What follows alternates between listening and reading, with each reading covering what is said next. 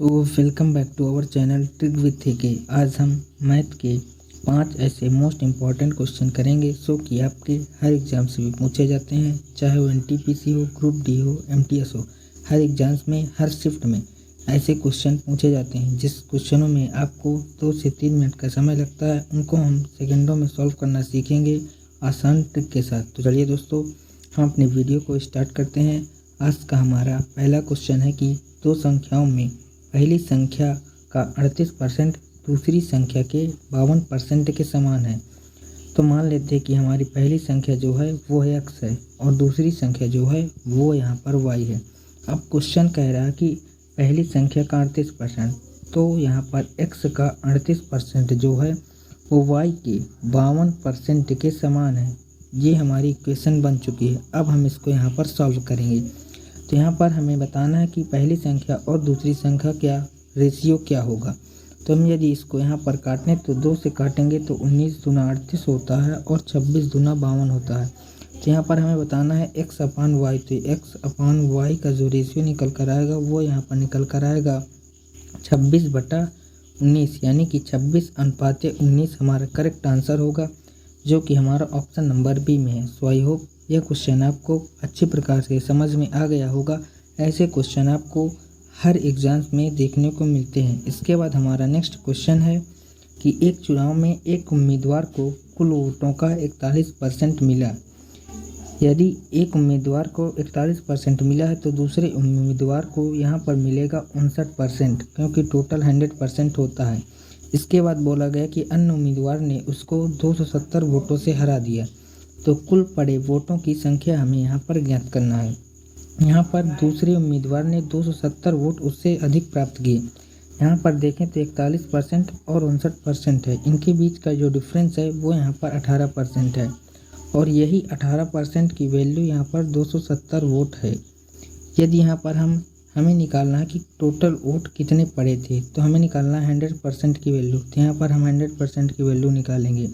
तो 100% की वैल्यू जो होगी वो होगी 270 अपान में 18 इंटू में 100।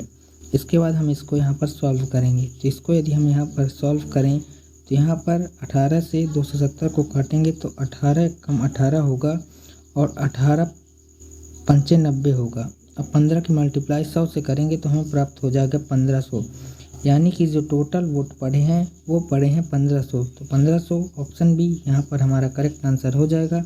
सो आई होप यह क्वेश्चन भी आपको अच्छी प्रकार की समझ में आ गया होगा।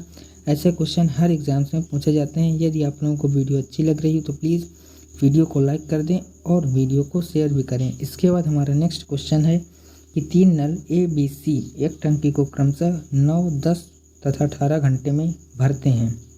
यदि सभी नलों को एक साथ खोल दिया जाए तो टंकी कितने घंटों में भर जाएगी। इस क्वेश्चन को सॉल्व करने के लिए एक ट्रिक होती है। यहाँ पर ए, बी और सी 3 नल हैं। एक भरता है 90 घंटे में, एक भरता है 10 घंटे में और एक भरता है 18 घंटे में। इसके बाद हम इन तीनों का लेंगे यहाँ पर एलसीएम। तो इनका एलसीएम होगा 90। इसके बाद हम 90 को यहाँ पर इससे डिवाइड करेंगे तो यहाँ पर आएगा 1। 10 को 90 से डिवाइड करेंगे तो आएगा 9। इसके बाद 18 को डिवाइड करेंगे तो आएगा 5। ये इन ए बी सी के नलों का जो कार्य क्षमता है वो निकल कर आ गई। इसके बाद बोला गया कि यदि टंकी कितने घंटे में भर जाएगी, तो टोटल जो टंकी का जो वो है धारिता है वो यहाँ पर 90 है और इनको यदि हम ऐड कर दें और इससे डिवाइड कर देंगे तो हमारा आंसर निकल कर आ जाएगा। तो यहाँ पर होगा 90 और अपान में क्या होगा, यहाँ पर 9, 5, 14 और 1, 15। यदि हम यहाँ पर इसको डिवाइड कर दें तो 15 छक्का 90, यानी कि 6 घंटे में पूरी टंकी भर जाएगी। तो यहाँ पर हमारा ऑप्शन भी बिल्कुल से करेक्ट आंसर होगा। सो आई होप ये क्वेश्चन भी आपको अच्छे प्रकार से समझ में आ गया होगा। इसके बाद नेक्स्ट क्वेश्चन है कि अमित वर्तमान में वैभव से 5 वर्ष बड़ा है। 4 वर्ष बाद उनकी उम्र का अनुपात 5:4 है। तो वर्तमान में अमित की उम्र कितनी है। एक है अमित और एक है वैभव। इनकी जो उम्र का रेशियो हो 4 वर्ष बाद वो है 5:4।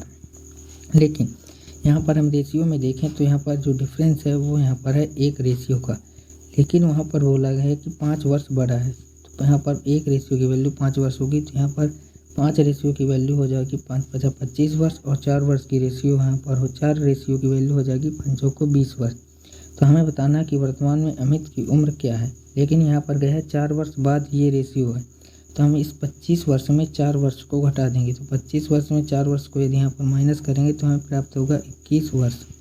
तो 21 वर्ष जो होगा वो अमित की वर्तमान आयु होगी। तो यहाँ पर 21 वर्ष, ऑप्शन डी हमारा करेक्ट आंसर होगा। सो आई होप यह क्वेश्चन भी आपको अच्छे प्रकार से समझ में आ गया होगा। इसके बाद हमारा नेक्स्ट क्वेश्चन है, एक स्कूटर और एक मोपेड के मूल्यों का अनुपात 9:5 है। यदि एक स्कूटर का मूल्य एक मोपेड के मूल्य से 4200 रुपये अधिक है। यहाँ पर है एक स्कूटर और एक मोपेड के जो मूल्यों का अनुपात है वो है यहाँ पर 9:5 है, लेकिन इन दोनों के बीच में डिफरेंस है वो है यहाँ पर 4 रेशियो का, और यही 4 रेशियो की जो वैल्यू है वो यहाँ पर है 4200। हमें ज्ञात करना है कि मोपेड की मूल्य क्या होगा। तो मोपेड का जो मूल्य है वो है यहाँ पर 5 रेशियो। हमें निकालना है यहाँ पर 5 रेशियो की वैल्यू। तो 5 रेशियो की वैल्यू क्या होगी, 4200 अपान में होगा 4 इंटू में होगा यहाँ पर 5। इसके बाद हम इसको यहाँ पर सॉल्व करेंगे।